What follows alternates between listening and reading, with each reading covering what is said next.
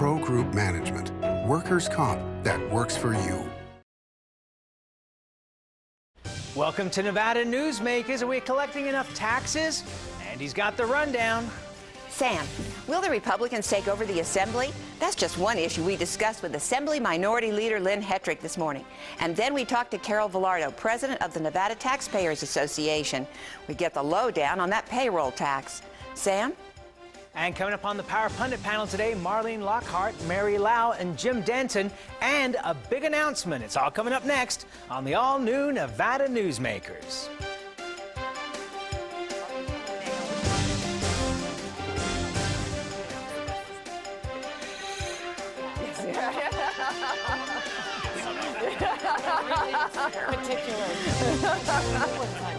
Oh, you're terrific. April Fools.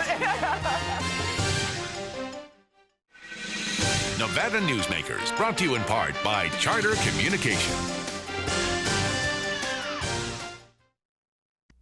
The Abowed family has an appetite for dialogue. Agree or disagree, have the conversation. All opinions are welcome.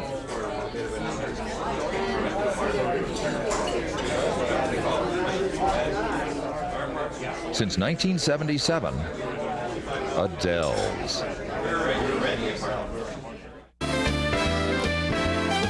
Catch a straight, dine at 8. Lucky you.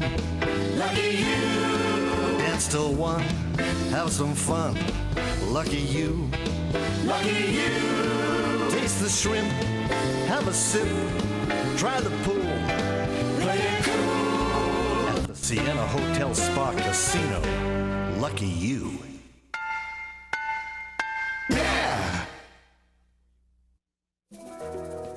In business, the key to success is not the quantity of your clients, it's the quality of your clients. Almost all companies will tell you they want more sales, but what they really need are quality customers who pay their bills on time. With Employer Link's client vendor screening program, we provide comprehensive reports regarding the financial performance of your corporate prospects, customers, and vendors.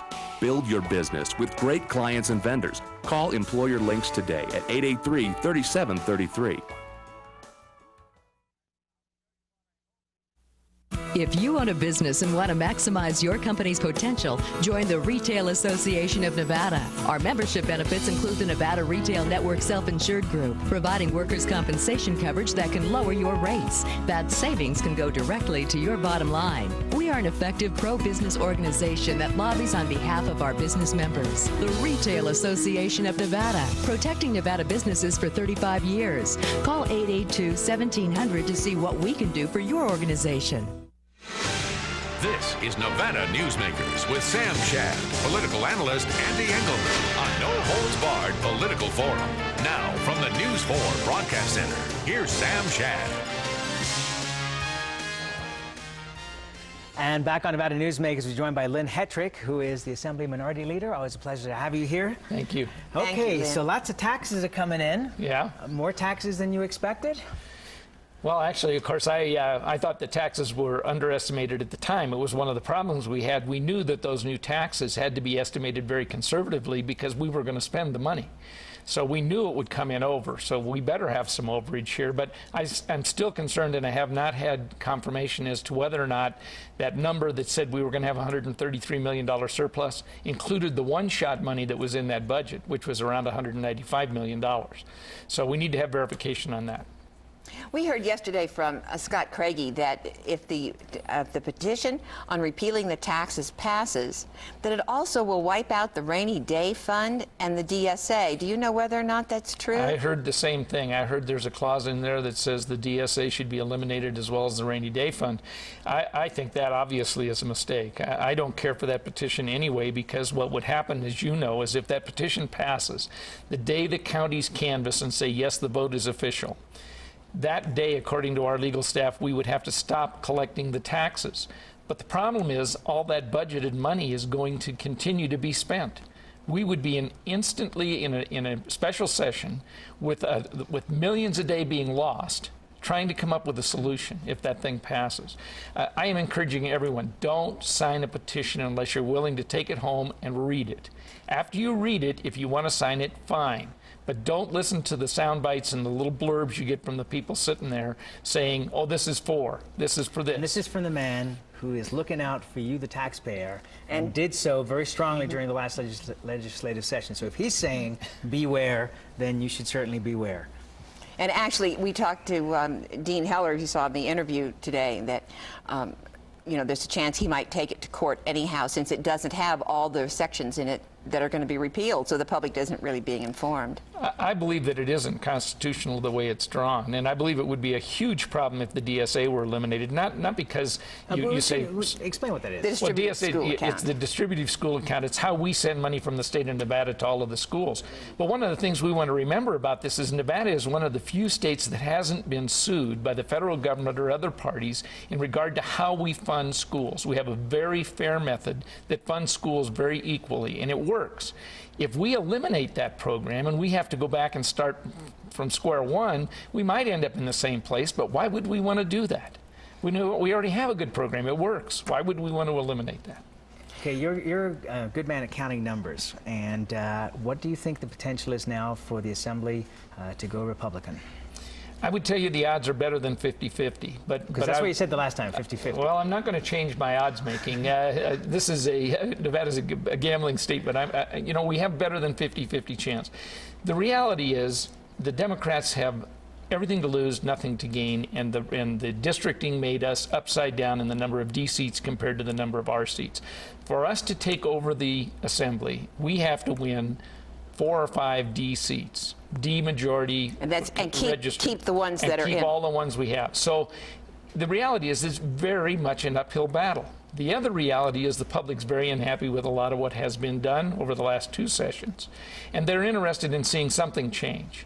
And we all are aware that our educational system is not doing as well as any of us would like it to do, and we haven't had a Republican majority in both houses since 1985. Maybe it would be time to get something changed so we could change some of the rules and try to get something more done about enhancing Nevada's education. The Democrats are pretty fired up in the state right now, as they are across the country. That's going to make a difference, right?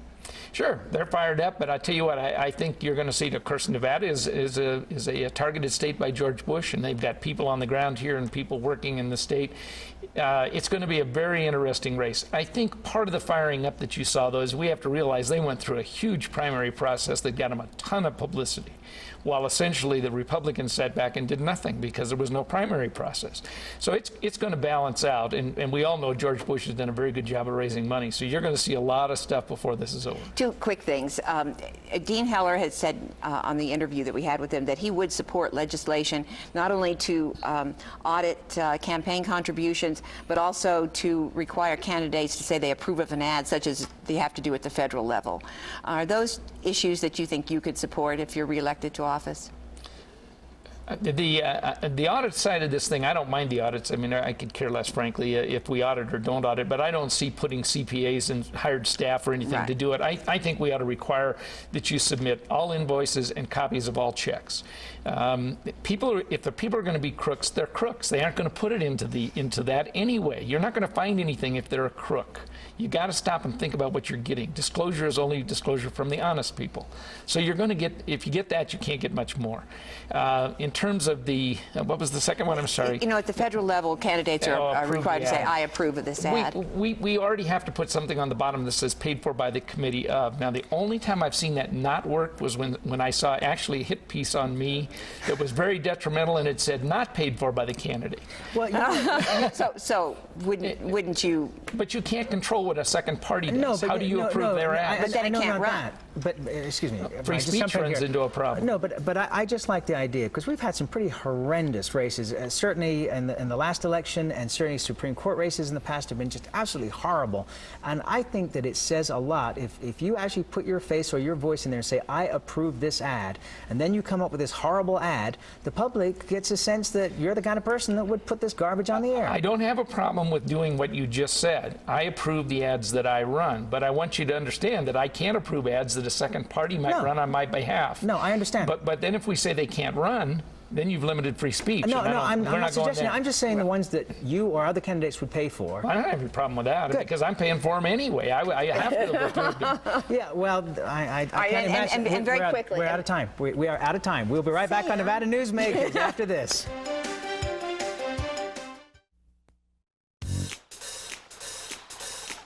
Atlantis is cooking up a party. It's every diner's paradise. Toucan Charlie's Buffet and Grill, voted Reno's best buffet by locals year after year. Experience the Mongolian barbecue, new Asian station, and sumptuous exhibition stations filled with fresh entrees, salads, and desserts. Try the Friday night seafood buffet and Sunday champagne brunch. Atlantis.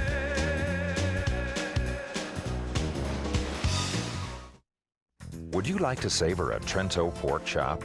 Or maybe pasta rags with grilled chicken? Hugo's Tuscan Grill at D'Andrea is a celebration of color, flavor, and freshness. Each dish is created from natural, wholesome foods that is delicious and nutritious. Hugo's is a comfortable restaurant with breathtaking city views. If you enjoy great food and good company, visit us here at Hugo's. It's the best that dining can be. 2900 South D'Andrea Parkway in Sparks. Allegra is Northern Nevada's #1 offset printing and digital copying facility. From disc to destination, Allegra utilizes tomorrow's technology today. We specialize in booklets, catalogs, manuals, newsletters, stationery, and envelopes. Xerox, Docutech, 4-color printing with Heidelberg Speedmaster, desktop publishing and design, graphic services, pickup and delivery. If you need printing, Allegra can do it. From disc to destination. To experience the royal cuisine of India, you need some serious magic or simply transport yourself to India Garden, right here in Reno, where you'll discover Indian specialties refined over centuries. Sikh kebab, tandoori dishes cooked in our own tandoor oven, biryani specialties, curries, fresh-baked Indian bread, over a dozen vegetarian dishes, even dishes rare to India like dosa, South Indian-style crepes. India Garden off South Virginia near Sports West. We are India. And now, back to Nevada Newsmakers with Sam Shad and Ande Engleman. And back on Nevada Newsmakers, we're joined by Carole Vilardo. She's the president of the Nevada Taxpayers Association. Welcome, Carole. Thank you. Carole, it's good to see you again. As you can see, we've been discussing here this initiative petition on repealing the taxes, and we've got sort of a he said, she said. I talked to George Harris, and he said no, that the initiative petition does not wipe out the Rainy Day Fund or the DSA, Distributive School Fund. As the Nevada Taxpayers Association, what is the effect of this? Well, I think I understand the confusion because I thought it wiped out the DSA because it's Section 189. In looking at the way it's then worded, I mean, I was concerned enough I called legal and said, I can't possibly... Legislative Counsel Bureau's right. legal. Can I possibly be reading this right? Because of the Section 189. Well, you know, is when we have a bill that says Section 189, it's usually subsets within that, and this says Section 189 repealed. But this petition, in the way it was written, in the way the bill is written, has all these subsets. The petition is written for each specific subset, not only the main section. The DSA starts at 189.10. According to legal, it is not wiped out. But what's really strange about it is there were other changes made in the bill, in Senate Bill 8, which is what the initiative is repealing, that increased or decreased certain expenditures that were done on the appropriation bill during the regular session. This wipes them out. I have no idea why. So in other words, we don't know what the effect would be if this passes. That is an understatement. You have the rainy day fund doesn't get wiped out per se, but because the legislature chose not to replace the money because it would have required increased taxes, they said in Senate Bill 8... And I just want to explain, the rainy day fund is like our savings account. Exactly. Okay. All right. And because we weren't replacing the $136 million that was taken out of the rainy day fund to see us through, there was a provision put in Senate Bill 8 that says, and you may put up to $50 million if you have that kind of a surplus. That's wiped out. Well, you've kind of answered in a way my question, which was going to be, you know, if this were to pass and the taxes were to be repealed, as Lynn Hettrick said, the spending keeps going. I mean... Well, we're in a special session, If it gets repealed, I mean, what do? You can go back and do the same taxes. You turn everything into a turmoil. Look, I personally do not have a problem with initiatives when they are done as policy documents. I do have a problem with referendums approving statutes. And that is because, just take a look at the 2% state portion of sales tax. Enacted in 1955, approved by referendum in 1956. And every time you want to make a change, you have to go to the voters. We have changes that are needed, that are important. There is no way you can explain them to the voters. Well, now, wait a minute. I can't say as I'm opposed to things going to the voter. I think the voter's brighter than you give him credit. No, but it's a question that some of these issues are complicated. Well, and also, okay? It's not saying, do you approve the increase or decrease, or do you approve adding this or creating the exemption? It's, do you approve the rewording of this because we no longer do business this way and we need to make the change. Okay, but also, I mean, you know, this country is going to grind to a standstill if we try to govern line by line. I mean, that's why we elect politicians for terms, and if we don't like what they do, we throw them out. If we like what they do, we keep them in. But I don't think you can micromanage on that level and be successful. Well, I wouldn't worry about it if we had more people voting. But the problem is, and I agree with you, but what you're show seeing too up. is a level of frustration. And you're going to get this every 10 to 13 years, because every 10 to 13 years, whether it's outsourcing, whether it's 9/11, whatever, the pendulum starts swinging, and so the economy goes soft. Some cases it goes more than soft, whatever the reason is, and that's when everybody wants to continue the same level of spending. They take it from our pockets, and we're being hurt, and we're the reason, because we're not getting the same level of money. Our hours are being cut, we didn't get an increase in wages, or something has been changed. We're the ones that you come after as government, so the government can spend at the same level. It doesn't work. If government was smart, it would put away excess money during the very good times instead of spending to the wall. And that's our rainy day fund. Or it would raise taxes during very good times when people don't feel it. But now we saw on a national level, and the Bush administration returned all that surplus money back to the public. Excuse me, I want to change the subject because we're almost out of time. Yeah, I need go to for ask about the payroll tax. We can go to that another time. No. They have now finally collected on the payroll tax, and we're seeing better, what we expected. It's just about what they expected at this point, and you would have to believe that of all of the projections that were made, that would be one of the most accurate projections, because you're working with specific numbers that are already reported. Now they're complaining that they didn't collect as much on cigarettes, but they don't want us to smoke. Well, you know, that becomes a bizarre issue, and I know I testified because we track on the taxes. There was no way that you could possibly collect what was being projected. And we have seen constant decreases in per capita smoking, and we update those reports like every 5 years. Every time you have had an increase, in the 2 increases in the 80s, you shifted part of the population that finally hits that price point at which they won't buy cigarettes, so you lose those and that revenue source, and then those who get so mad that they will go to smoke shops to purchase, or what we have this time around is the internet. And we are out of time. Carole Vilardo, always a pleasure having you. And Thank we'll you. be right back on Nevada Newsmakers after this. In business, the key to success is not the quantity of your clients, it's the quality of your clients. Almost all companies will tell you they want more sales, but what they really need are quality customers who pay their bills on time. With Employer Link's client vendor screening program, we provide comprehensive reports regarding the financial performance of your corporate prospects, customers, and vendors. Build your business with great clients and vendors. Call Employer Links today at 883-3733. The Abowd family has an appetite for dialogue. Agree or disagree, have the conversation. All opinions are welcome.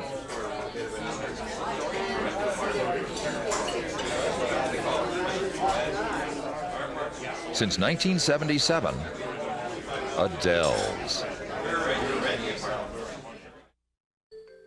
Your home is an expression of all things comforting and familiar. For custom storage, you can count on California Closets to provide quality, value, and design integrity. The process is easy, combining your personal style with our organizing expertise. We care about what matters most to you, making your home functional and beautiful. California Closets, simplifying home and life since 1978. Call today for your complimentary design consultation. Join us for the uncorking of the 3rd Reno Tahoe Wine, Food, and Jazz Festival, April 30th through May 2nd at the Reno Hilton. Sample wines, cooking demonstrations, live jazz, and purchase fine art at festival days. Try dishes from the Reno Hilton's finest restaurants and taste wines from over a dozen wineries at the Grand Tasting. And at the exclusive Winemakers Reception and Art Auction, meet winemakers from Cakebread Cellars, Sequoia Grove, Benziger, and others. A fine wine festival that won't need to age to perfection. April 30th through May 2nd, only at the Reno Hilton. And now, back to Nevada Newsmakers with Sam Shad and Ande Engleman. And we're joined, as always, by a terrific pundit panel. Mary Lau here with Retail Association of Nevada, one of our proud sponsors. Jim Denton from Denton & Associates, and Marlene Lockard with Capital Strategies. Welcome, all of you. Okay, you want me to start? You got it. We have talked to Lynn Hettrick. We heard from Scott Craigie earlier in the week. We talked to Carole Vilardo on this initiative petition to repeal the taxes. What's your consensus, guys? What do you think? Should people sign this initiative petition or not? No. I have a question. I have a question in that interview. Carole Vilardo is a friend of mine, and 99% of the issues Carole and I agree on. But I want to know what this animal is called surplus money. Okay? I don't know what the surplus money is. I understand that it's my tax money, but what is the surplus money? I mean, that's what people in government don't seem to understand. It's my money, it's Marlene's money, it's Sam's money. It's not the surplus thing. We put it there. Right, okay, so you want it back? Of course I want it back. Yeah. It means you've overtaxed. If you have a surplus, it means you've overtaxed. Should they sign it? Absolutely not. No, I agree. I agree. I am totally opposed by governing by initiative petition. I think it creates just a number of problems and issues for our way of governing in this country. And you only have to look to California, and you only have to look to Nevada to see that we got into the mess of the last session because we had a 2/3 initiative petition. Well, now wait a minute. driving the rules of that session. You know, Marlene, one of the things that you have to look at, though, is what drives referendums. People put referendums on the ballot because voters are frustrated with government that refuses to do in the legislative session what they should have done to begin with. That's what drives referendums. I absolutely agree, but listen to what Carole said. In 1955, they put things in an initiative petition that 40 years later, we're still trying to figure out how to get that 1955 whim of the public Well, I'll tell you this. altered, if state and local government were responsive to what people want, you would see less referendum. You know, and I take, you know, the other thing. Jim, let Mary get in there. With Marlene, how can you say it's a whim of the public when they voted for it twice? Yeah, twice by over 70%. You have a chance to cool down. An initiative is a whim. It's voted one time. In 1955, I don't care about 1955. Right, this is 2004. But my point exactly. But the fact what was the consensus of the public when that initiative twice, Marlene, they was the consensus in 1955. You know, boy, has the world changed. That logic reminds me. You know what I really love. You know what I really love about that logic. You know, is what other people say. Is the other reason I shouldn't vote on referendums is because I'm too stupid to understand what I'm voting for. No, absolutely not. And that's the other thing that I resent. And that's well, we live in a republic. We do not live in a direct democracy. If we are going to be governed as a direct democracy, don't disagree with then let's go for it. But we can't have it both ways, and some folks want it both ways. What I'm saying to you they want it both ways when they get mad. If you had government that was responsive, if you had government that was responsive and got done what people asked them to, you wouldn't see initiatives on the ballot. I agree with that, and that's when you should vote them out. When you talk about the 2/3 vote, 75% of the people in this state said they wanted that. Absolutely. Who wouldn't vote for limiting taxes? Who wouldn't? And you're saying this bad? No, what I'm saying is it binds the public officials that then you elect and hold them accountable for something they can't do because their hands are tied behind their back. Public officials. Yes. It makes it difficult to raise taxes. This is a bad thing? No, I don't think it's a bad thing. I think having it in the Constitution is a bad thing. Well, they weren't really bound by anything because they managed to tax education funding to it and made it all politics. But that is precisely. So these things then create a whole nother host of issues where folks spend all their time trying to figure out, instead of governing correctly and doing the right thing, and trying to implement the correct, instead of trying to implement the correct policy at the time. You know, the last session, we spent the whole time, that whole legislature spent time on which taxes to raise, how much, and I wasn't down there. I watched it as a citizen on the internet. Instead of taking that report and trying to... It wasn't any prettier up close and personal. It sure didn't look like it, but... Which report are we talking about? The tax... the governor's gross receipts task force, right. That one? And as a body, sit down and say, forget that we need money. What is the proper and fair thing to do with tax? It immediately got dismissed, and everybody started talking about how much. So the structural changes in policy that everyone, I think, agreed some things needed to happen. Quick question. Marlene, let me get a question. Quick question. Yes or no? Do you think increasing taxes costs people jobs? Yes or no? Yes, in some instances. Yes. Okay. Well, then what has happened in this state has been a net non-benefit to people, correct? I'm not sure the answer to that. I'm not sure I don't think what they did was the correct public tax policy, in my personal opinion. So I probably agree with you. And we are out of time. On that note. A fascinating show, and I'm glad we were able to add so much to it. I'm going to become a referee. We'll be right back on Nevada Newsmakers. Atlantis is cooking up a party. It's every diner's paradise. Toucan Charlie's Buffet and Grill, voted Reno's best buffet by locals year after year. Experience the Mongolian barbecue, new Asian station, and sumptuous exhibition stations filled with fresh entrees, salads, and desserts. Try the Friday night seafood buffet and Sunday champagne brunch. Atlantis.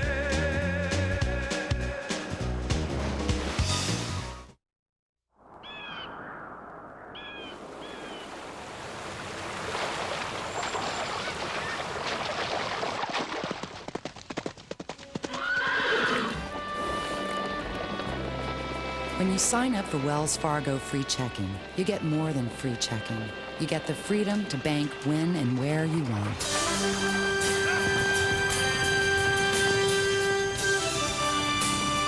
Wells Fargo, the next stage. Nevada Newsmakers, brought to you in part by Charter Communication. And the breaking news, and this is not April Fool's, starting on Monday, the show will be statewide, seen in Las Vegas as well as in Reno. And on Monday, we start out that week with Jim Gibbons. See ya. Thank you for watching.